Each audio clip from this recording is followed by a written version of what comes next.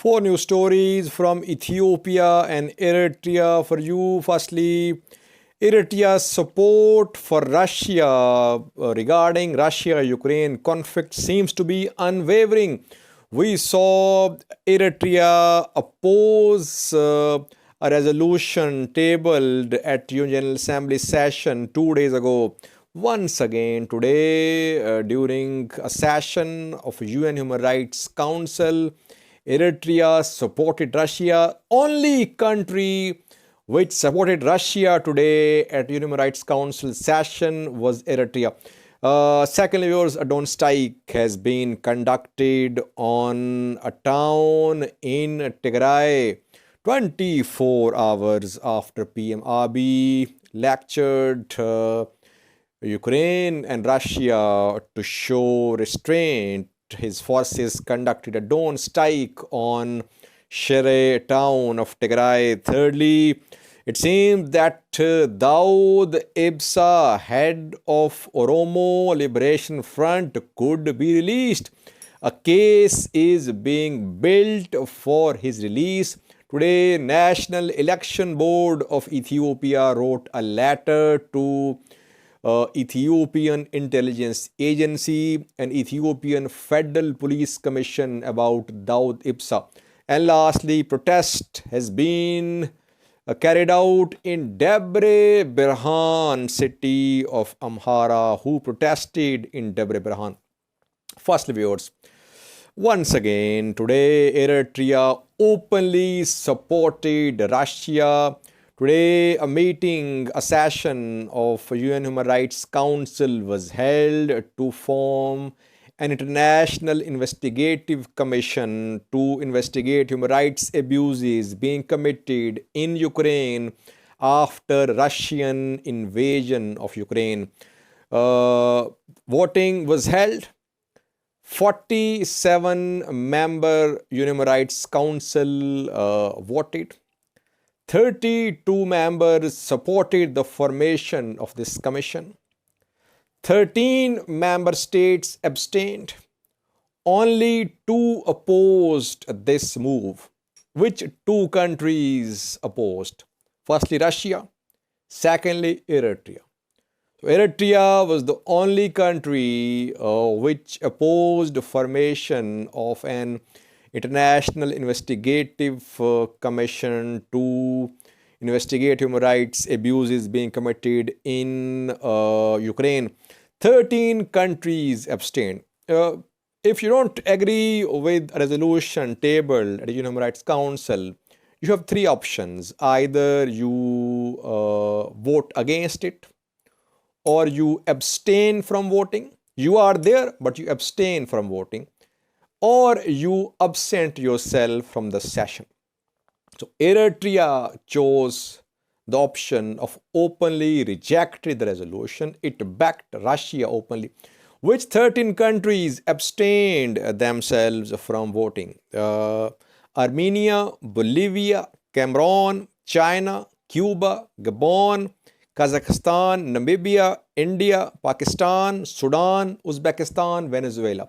13 countries abstained from voting, but Eritrea openly supported Russia. It opposed the formation of a commission to investigate human rights abuses in Ukraine. Commission has been formed because majority supported the formation of this commission. Secondly, viewers, 24 hours ago, Ethiopian PM Abiy advised Ukraine and Russia to show restraint, to exercise restraint. He said that he knew the consequences of war. His country had suffered a lot due to the war. Immediately after that, today, once again, Ethiopian Air Force conducted a drone strike on Shire. Shire, a town in northern part of Tigray, close to Eritrea, was under a drone strike. Tigray-backed news sources say the target was a civilian target and civilians have been injured. So far, no reports about any casualties, but pictures of injured civilians are being shared by Tigray-backed news sources. Ethiopian government, as usual, has not issued any statement in this regard. But drone strike on Shire town is being confirmed. Drone strike has been carried out at a time when indirect talks are underway. We know that the two parties are involved in direct negotiations, but Ethiopian government is not stepping back from its intention of keeping Tigray Defense Force under pressure. That is why the drone strikes are continuing. Now, this strike is far away from the ongoing fighting in Afar. We know that fighting is going on in Afar, in several places, in several borders. Shire is far away from Afar. Why was this drone strike carried out? Was there some movement, some mobilization of Tigray Defense Force? There is no fighting in or near Shire, but no statement from Ethiopian government. Tigray says civilians were targeted in Shire. We'll update you about this drone strike. Thirdly, viewers, it seems that Daud Ibsa, head of Oromo Liberation Front, could be released. A case is being prepared for his release. We know that Amhara politicians, some Amhara hardliners, they are against the release of Daud Ibsa because he is seen as head of Oromo Liberation Army. It is said that OLA and OLF are the same, and his release would mean that OLA is being promoted and backed. What happened, viewers, is that today National Election Board of Ethiopia wrote a letter to National Intelligence Agency of Ethiopia, NISS, and Federal Police Commission. NEB says that in May last year, Oromo Liberation Front political party lodged a complaint with NEBE. The complaint was that its head, Daud Ibsa, was under house arrest. NEBE formed an inquiry committee comprising 4 members, 1 member from Prosperity Party, 2nd member from OLF, and 2 members from National Election Board of Ethiopia. So 4-member committee visited Daud Ibsa, and this committee has confirmed that since April last year, Daud Ibsa has been under house arrest. Now, NEBE is calling upon NISS, Intelligence Agency, and Federal Police Commission to release Daud Ibsa. NEBE says this house arrest is unacceptable. It has no legal ground. No formal charges have been leveled against Daud Ibsa. It seems, viewers, that now a case is being built for the release of Daud Ibsa. If he is released, what would be the response in Amhara region, where we know that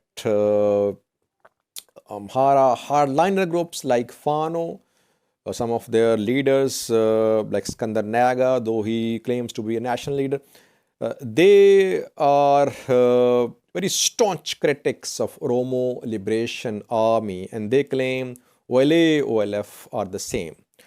Is Daud Ibsa going to be released? It seems, viewers, that this letter shows that in coming days he could be released. Lastly, viewers, in Debre Berhan town of North Shua zone of Amhara region, a protest has been carried out. Who protested? IDPs, internally displaced persons who were displaced from Valega, Oromia.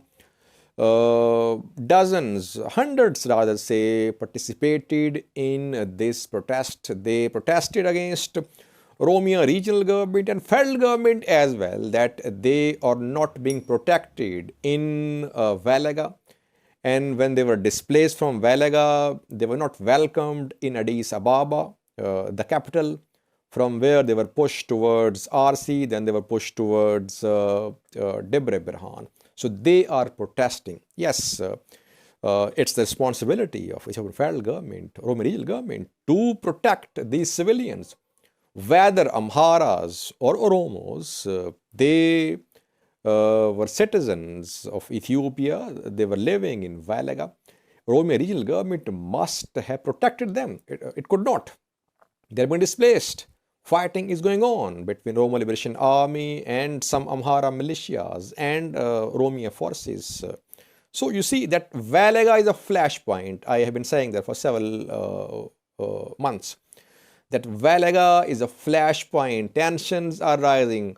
Politicians are using Valaga to further their political ambitions by fanning the flames of ethnic hatred. Oromia regional government, Ethiopian federal government, Amhara government, they must try to find a solution to this Valaga crisis. Otherwise, this crisis will be exploited by political players for their political gains. Watch this clip from Debre Berhan. IDPs can be seen protesting in this clip in Debre Berhan. Thank you for watching.